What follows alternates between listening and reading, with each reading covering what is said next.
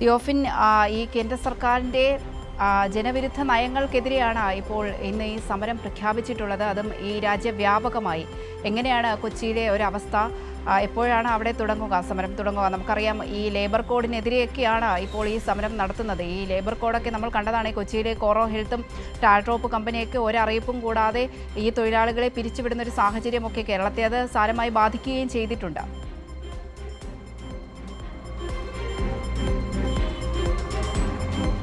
അവന്തിക, അതായത് ഈ കേന്ദ്ര സർക്കാരിൻ്റെ തൊഴിലാളി വിരുദ്ധ നയങ്ങൾ, കർഷക വിരുദ്ധ നയങ്ങൾ, ഇതിനെല്ലാം എതിരെയാണ് ഇപ്പോൾ സമരം. അതിൽ തൊഴിലാളി യൂണിയനുകൾ പങ്കെടുക്കുന്നുണ്ട്, ഒപ്പം കർഷകരുണ്ട്, കർഷക തൊഴിലാളികളുണ്ട്. സംയുക്ത സമരമാണ്. അത് രാജ്യവ്യാപകമായി നടത്തുന്ന സമരം. അതിൻ്റെ ഭാഗമായി തന്നെയാണ് കൊച്ചിയിലും സമരം നടക്കുന്നത്. കൊച്ചിയിൽ BSNL ഓഫീസ് ഉപരോധമാണ് ഇന്ന് രാവിലെ നടക്കുക. രാവിലെ തന്നെ തൊഴിലാളികളും കർഷക സംഘടനാ പ്രതിനിധികളും ഒക്കെ ഈ സമരത്തിനായി എത്തും. BSNL ഓഫീസ്, ബോട്ടിജെട്ടിക്ക് സമീപമുള്ള BSNL ഓഫീസിന് മുന്നിലാണ് ഉപരോധം സംഘടിപ്പിക്കുന്നത്. HMS ദേശീയ സെക്രട്ടറി അഡ്വക്കേറ്റ് തമ്പാൻ തോമസ് ഈ ഇന്നത്തെ പ്രതിഷേധ സമരം ഉദ്ഘാടനം ചെയ്യും. ജയിൽ നിറയ്ക്കൽ സമരം എന്ന് തന്നെയാണ് ഈ സമരത്തിന് പേരിട്ടിരിക്കുന്നത്. അതുകൊണ്ട് തന്നെ, അതായത് പ്രതിഷേധിക്കുന്നവർക്കെതിരെ നടപടി സ്വീകരിക്കുന്ന ഒരു രീതിയുണ്ട്. അറസ്റ്റ് ചെയ്ത് നീക്കണമെങ്കിൽ അങ്ങനെ അറസ്റ്റ് ചെയ്യട്ടെ, അറസ്റ്റ് ചെയ്ത് ജയിലിടണമെങ്കിൽ ജയിലിടട്ടെ എന്ന നിലപാടാണ്. അതുകൊണ്ട് തന്നെയാണ് ജയിൽ നിറയ്ക്കൽ സമരം എന്ന രീതിയിലേക്ക് ഈ തൊഴിലാളി സംഘടനകൾ പോയിട്ടുള്ളത്. എന്തായാലും ശക്തമായ പ്രതിഷേധം ഇന്ന് രാജ്യവ്യാപകമായി നടക്കുന്നു. അതിൻ്റെ ഭാഗമായി കൊച്ചിയിലും വളരെ ശക്തമായ പ്രതിഷേധം തന്നെ ഉണ്ടാകും. പ്രധാനമായി തന്നെ തൊഴിലാളികളുടെ ആവശ്യം, അതായത് തൊഴിലാളി സമരം എന്ന് നമ്മൾ പറയുമ്പോൾ കൂടി തൊഴിലാളികളുടെയും കർഷകരുടെയും കർഷക തൊഴിലാളികളുടെയും ഒക്കെ നിലനിൽപ്പിനെ തന്നെ ബാധിക്കുന്ന രീതിയിലുള്ള നിയമങ്ങളും അത്തരത്തിലുള്ള നിലപാടുകളുമായാണ് കേന്ദ്ര സർക്കാർ മുന്നോട്ട് പോയിക്കൊണ്ടിരിക്കുന്നത്. നേരത്തെ അവന്തിക സൂചിപ്പിച്ചതുപോലെ തന്നെ കൊച്ചിയിൽ തന്നെ നമുക്കറിയാം, ആ പുതിയ ലേബർ കോഡ് വന്നതിൻ്റെ ബലത്തിലാണ് കോറോ ഹെൽത്ത് കമ്പനിയിൽ നിന്ന് 821 ജീവനക്കാരെ ഈ കൊച്ചിയിലെയും കോഴിക്കോട് ഓഫീസുകളിൽ നിന്നായി പിരിച്ചുവിട്ടത്. അതിന് പിന്നാലെയാണ് ടാൽട്രോപ്പ് എന്ന കമ്പനിയിലുണ്ടായ തൊഴിൽ തർക്കമുണ്ടായത്. അവിടെയും തൊഴിലാളികളെ വഞ്ചിക്കുന്ന രീതിയിലുണ്ടായത്. ഇതെല്ലാം ഈ ലേബർ കോഡിൻ്റെ മറവിൽ ഇവർക്ക് ഇത്തരം സ്ഥാപനങ്ങൾക്ക് രക്ഷപ്പെടാനുള്ള വഴിയൊരുക്കപ്പെടുന്നു എന്നുള്ളതാണ് യാഥാർത്ഥ്യം. അത്തരത്തിൽ തൊഴിലാളി വിരുദ്ധ നയങ്ങളുണ്ട്, അതിനെതിരെയുള്ള പ്രതിഷേധമുണ്ട്. ഇതോടൊപ്പം തന്നെ കർഷകരെ പ്രതിസന്ധിയിലാക്കുന്ന നയങ്ങൾ, കാരണം കർഷകർക്ക് അവർ ഉൽപ്പാദിപ്പിക്കുന്ന ഭക്ഷ്യവസ്തുക്കൾക്ക്, അത് വിളവുകൾക്ക് ന്യായമായ താങ്ങുവില കിട്ടുന്നില്ല എന്നുള്ളതാണ് യഥാർത്ഥം. അതിന് ഒരു പ്രാഥമിക പ്രശ്നം. ഇതുകൂടാതെ തന്നെ ഈ കർഷകരെ കബളിപ്പിക്കുന്ന കോർപ്പറേറ്റ് കമ്പനികളുണ്ട്. ഈ റിലയൻസിൻ്റെ ഒക്കെ സബ്സിഡറി കമ്പനികൾ ഉൾപ്പെടെയുള്ള കമ്പനികൾ, കോർപ്പറേറ്റ് കമ്പനികൾ വന്ന് ഇവരുടെ കയ്യിൽ നിന്ന് കുറഞ്ഞ വിലയ്ക്ക് ഈ ഭക്ഷ്യവസ്തുക്കൾ, ഫലവർഗ്ഗങ്ങളാകട്ടെ മറ്റ് പഴവർഗ്ഗങ്ങളും പച്ചക്കറികളും ഒക്കെ ഉൾപ്പെടെയുള്ള സാധനങ്ങളൊക്കെ വലിയ അളവിൽ, അതായത് ബൾക്കായി വാങ്ങുന്നു, കുറഞ്ഞ വിലയ്ക്ക് വാങ്ങി കർഷകരെ കബളിപ്പിക്കുന്നു. ഒരുപക്ഷെ അവർ ആ വിളവുണ്ടാക്കുന്നതിന് വേണ്ടി ബുദ്ധിമുട്ടിയ അവരുടെ അധ്വാനത്തിൻ്റെ കൂലി പോലും ലഭിക്കാത്തൊരു സാഹചര്യമുണ്ട്. വിളവ് പോലും നഷ്ടമുണ്ടാകുന്ന രീതിയിലേക്ക് പോകുന്നു. കാർഷിക മേഖലയിൽ പണിയെടുക്കുന്ന തൊഴിലാളികൾക്ക് ഒരു മിനിമം കൂലി പോലും ലഭിക്കാത്ത സാഹചര്യം ഉണ്ടാകുന്നു. ഇത്തരമുള്ള സാഹചര്യമൊക്കെ ഇത് ദേശീയതലത്തിൽ പോലും നിലനിൽക്കുന്നുണ്ട്. അതിൽ കൂടിയാണ് പ്രതിഷേധം. പ്രധാനമായി തന്നെ തൊഴിലാളി വിരുദ്ധ ലേബർ കോഡുകൾ പിൻവലിക്കുക എന്നതാണ് ആദ്യ ആവശ്യം. മറ്റൊന്ന്, കർഷകദ്രോഹ നയങ്ങൾ ഉപേക്ഷിക്കുക. ഇന്ത്യ-US വ്യാപാര കരാർ ഇന്ത്യൻ കാർഷിക മേഖലയിലെ പ്രതിസന്ധിയിലാക്കുന്ന കരാറാണ്. ആ കരാർ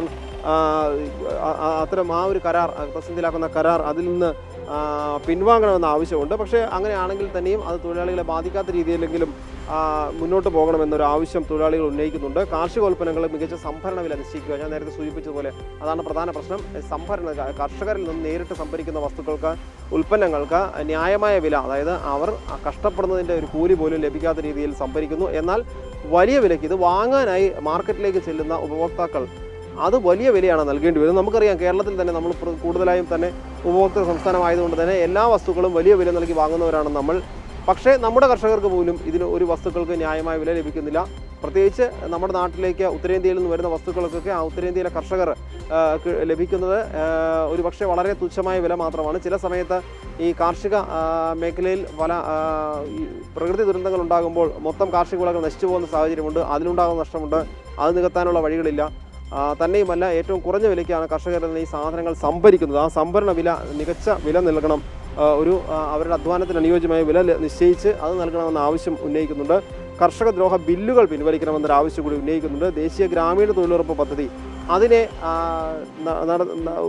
അത് ഇല്ലാതാക്കി BBGRMG പദ്ധതി എന്ന് മാറ്റി അതിനെ അട്ടിമറിക്കുന്നൊരു നടപടിയാണ് കേന്ദ്ര സർക്കാരിൽ നിന്നുണ്ടായത്. ഇത് പുനഃപരിശോധിക്കണമെന്ന ആവശ്യവും മഹാത്മാഗാന്ധി ദേശീയ ഗ്രാമീണ തൊഴിലുറപ്പ് പദ്ധതി നേരത്തെ കേരളത്തിൽ ഉൾപ്പെടെയുള്ള ഗ്രാമമേഖലയിലുള്ള സ്ത്രീകൾക്കൊക്കെ അവരുടെ നിലനിൽപ്പിന് തന്നെ വലിയ തുണയായ, പ്രത്യേകിച്ച് ഈ വളരെ ബുദ്ധിമുട്ട് അനുഭവിക്കുന്ന കുടുംബങ്ങളിലെ സ്ത്രീകൾക്ക് വളരെ സഹായകരമായ ഒരു പദ്ധതിയായിരുന്നു. ആ തൊഴിലുറപ്പ് പദ്ധതി തിരിച്ചു കൊണ്ടുവരണം, അതിനെ സംരക്ഷിക്കണം എന്ന ആവശ്യം കൂടി ഉന്നയിക്കുന്നുണ്ട്.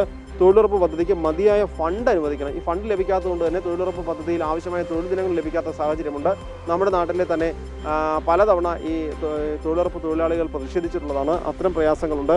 കേന്ദ്ര പദ്ധതികളുടെ ചെലവുകൾ, ഇതിൻ്റെ ഭാരം സംസ്ഥാനങ്ങൾക്കും നിയന്ത്രണം കേന്ദ്രത്തിനും, അതായത് ഈ കേന്ദ്ര പദ്ധതികൾ നടപ്പിലാക്കുന്നതിനുള്ള ഉത്തരവാദിത്വവും അതിൻ്റെ സാമ്പത്തിക ഭാരവുമൊക്കെ സംസ്ഥാനങ്ങൾക്ക് നൽകിക്കൊണ്ട് നിയന്ത്രണം കേന്ദ്രത്തിന്, അതുപോലെ തന്നെ കേന്ദ്ര പദ്ധതികൾ പലവും കേന്ദ്രാവിഷ്കൃത പദ്ധതി എന്ന പേരിൽ സംസ്ഥാനങ്ങളെ കൊണ്ട് നടപ്പാക്കുകയും അതിൽ കേന്ദ്രത്തിൻ്റെ പേര് ഉപയോഗിക്കുകയും കേന്ദ്രത്തിന് അത് മാർക്കറ്റിങ്ങിനായി ഉപയോഗിക്കുകയും ചെയ്യുന്നു. പ്രധാനമന്ത്രിയുടെ ചിത്രം വയ്ക്കണം, ലോഗോ വയ്ക്കണം എന്നൊക്കെ പറഞ്ഞ കാര്യങ്ങൾ നമുക്കറിയാം.